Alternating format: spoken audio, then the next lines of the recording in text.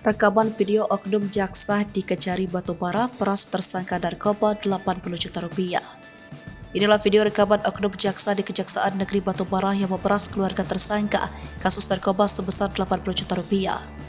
Dalam video terlihat oknum jaksa yang berinisial Eka menerima uang sebesar 5 juta yang merupakan kali keempat. Dalam video yang diterima tribunmedan.com, keluarga tersangka narkoba diam-diam merekam wajah jaksa nakal tersebut. Kala itu pihak keluarga tersangka narkoba menanyakan kepada jaksa Eka bagaimana kelanjutan perkara yang uangnya sudah disetorkan tersebut. Dalam video tersebut terlihat jaksa Eka tidak menyadari bahwa dirinya telah direkam. Dirinya hanya mengangguk-angguk kepala sembari mendengar ibu tersangka berbicara. Parahnya lagi, dalam video tersebut terlihat Eka menerima uang pecahan 100.000 yang diambil dari ibu tersangka dengan tangannya di meja kerja Eka.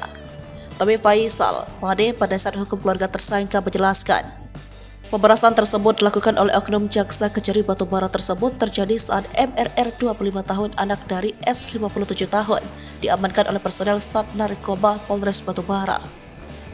Atas pertemuan tersebut, oknum jaksa Eka meminta uang sebesar 100 juta kepada ibu tersangka R. Namun, atas kejadian tersebut, ibu tersangka memohon kepada jaksa untuk diringankan dan ditemukan titik dengan uang sebesar 80 juta.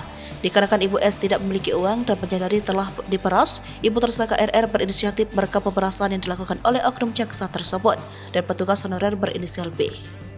Ujar Tommy, atas kejadian tersebut, ibu korban merasa takut dan meminta perlindungan kepada dirinya dengan dalam bentuk kuasa.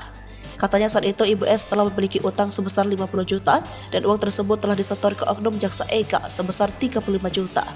Aibtu FZ 8 juta rupiah, Aibda DI dan Bribka DD sebesar 3 juta. Atas perkara ini pihaknya telah melaporkan ke Ditro Propam Sumem dan Aswas Kejati Umum.